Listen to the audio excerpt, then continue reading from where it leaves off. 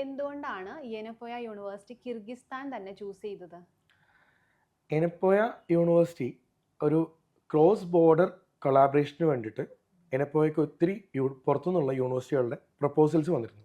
അപ്പോൾ എന്തുകൊണ്ടാണ് കിർഗിസ്ഥാനിൽ ബിഷ്കേക്കിലുള്ള Kyrgyz national university choose ചെയ്തു എന്ന് പറയാൻ കാരണം, അല്ലെങ്കിൽ കിർഗിസ്ഥാൻ എന്ന രാജ്യം ചൂസ് ചെയ്യാൻ കാരണം എന്ന് വെച്ചാൽ, കിർഗിസ്ഥാൻ ഒരു മിലിറ്ററിലി നോൺ അലൈൻഡ് കൺട്രിയാണ്.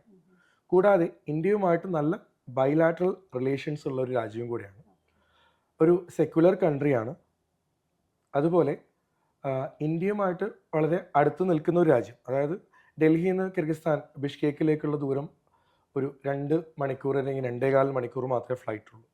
അതുപോലെ തന്നെ ഒരു അരമണിക്കൂറിൻ്റെ ഡിഫറൻസ് മാത്രമേ നമ്മുടെ സമയം തമ്മിലുള്ളൂ. അതുപോലെ തന്നെ ഇന്ത്യയിലുള്ള ആൾക്കാർ, അത് നമ്മുടെ പുറത്ത് പോകുമ്പോൾ കാണാം, ഡിസ്ക്രിമിനേഷൻസ് കുട്ടികൾക്കും അല്ലെങ്കിൽ ആൾക്കാർക്കൊക്കെ ഫേസ് ചെയ്യേണ്ടി വരുന്നൊരു ഇഷ്യൂ ആണ്. ഇന്ത്യൻ ആൾക്കാർ വളരെ നല്ല രീതിയിൽ സ്വീകരിക്കുന്ന ഒരു ജനതയും കൂടിയാണ് കിർഗിസ്. ഉദാഹരണത്തിന് നമ്മുടെ എനപ്പോയുടെ തന്നെ ചാൻസലർ, അല്ലെങ്കിൽ നമ്മുടെ എനപ്പോയുടെ ഈ MOU സൈൻ ചെയ്യാവുന്ന ഈ ഒരു വേളയിൽ നമ്മുടെ യൂണിവേഴ്സിറ്റിയുടെ റെപ്രസെൻറ്റേറ്റീവ്സ് എനപ്പോയിൽ കിർഗിസ്ഥാനിൽ പോയപ്പോൾ അവർ നമ്മളെ സ്വീകരിച്ച ഒരു രീതിയുണ്ട്. അത് തന്നെ ഓരോ ഇന്ത്യക്കാരനും അവർ കൊടുക്കുന്ന ഒരു സ്വീകരണം, അല്ലെങ്കിൽ ഒരു ആതിഥ്യ സൽക്കാരം എന്ന് വേണം പറയാം.